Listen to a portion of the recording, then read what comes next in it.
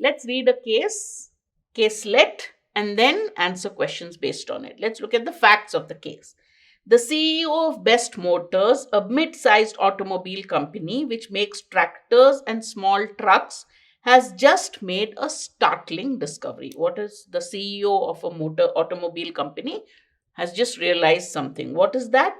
On a business visit to Pune, he came across a robotics firm that makes robots that can perform most of the functions that assembly workers perform. So, this is a robot that can do the work of assembly workers. Best Motors employs 250 people in assembly line functions, and he thinks that if he were to introduce robots in assembly line production, he would be able to save a lot of money replacing the workforce with robots.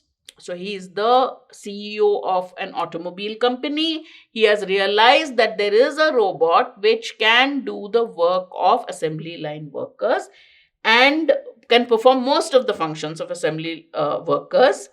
He employs 250 people. His company employs 250 people. And he thinks if I introduce robots, I can save a lot of money. All right. Even if the one time capital cost of inducting robots is large financial gains are guaranteed in the long term. So obviously, if you were to replace workers with robots, it would involve a huge investment. You have to buy the robots, you have to make it work. So that would involve a huge investment. But that is a one time investment whose financial gains are guaranteed in the long term. However, the company that makes these robots, Robotics International, is a small company and he has never heard of it. All right.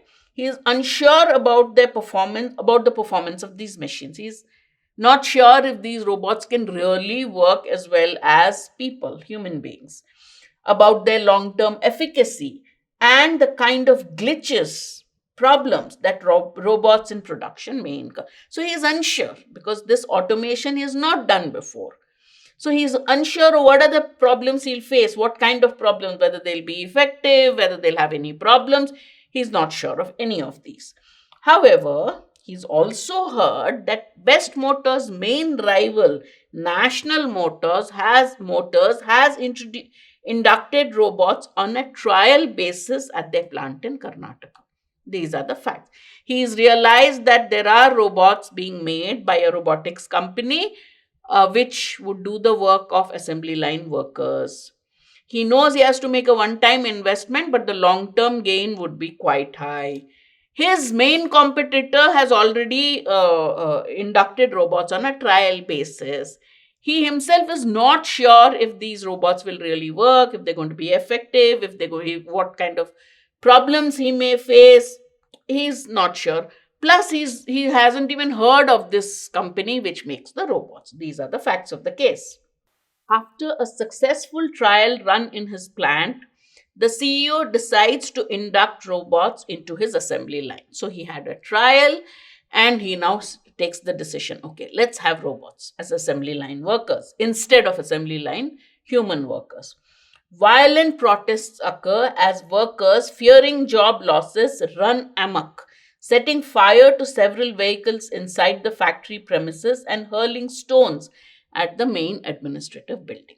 He inducts the robots on a trial basis and now decides to go headlong into it. What is the result of that? The workers obviously are upset.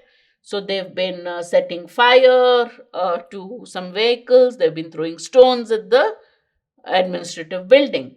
What was the major mistake the CEO made?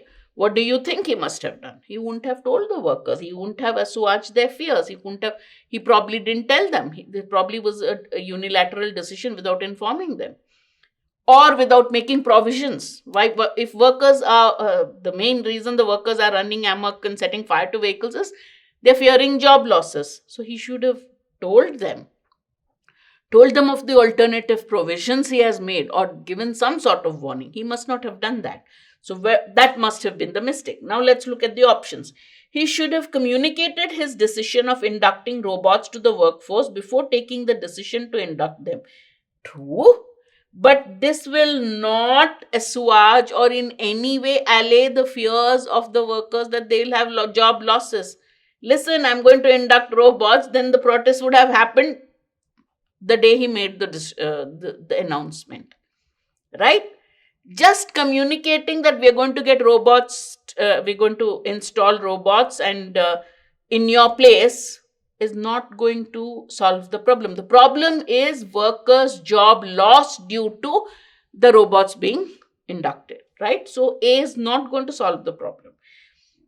He should have communicated to his workforce that technological advances and the attendant disruptions are inevitable and that workers should accept it gracefully.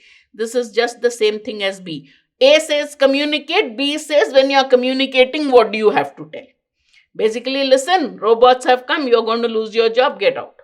That's not going to make sense. That's only going to make the workers more angrier, right? He should have set up a steering committee with workers' representatives. And what good would that have done? Either that would have not allowed him to induct the robots, or it just was news which would go to the workers through the steering committee members rather than through the CEO. He should have provided appropriate compensation or alternative employment to the workers. That is true. Then the job loss fear would not have been there. They wouldn't have minded if the robots took their place because they've been given another job, they've been given compensation for it. Therefore, D is the right answer.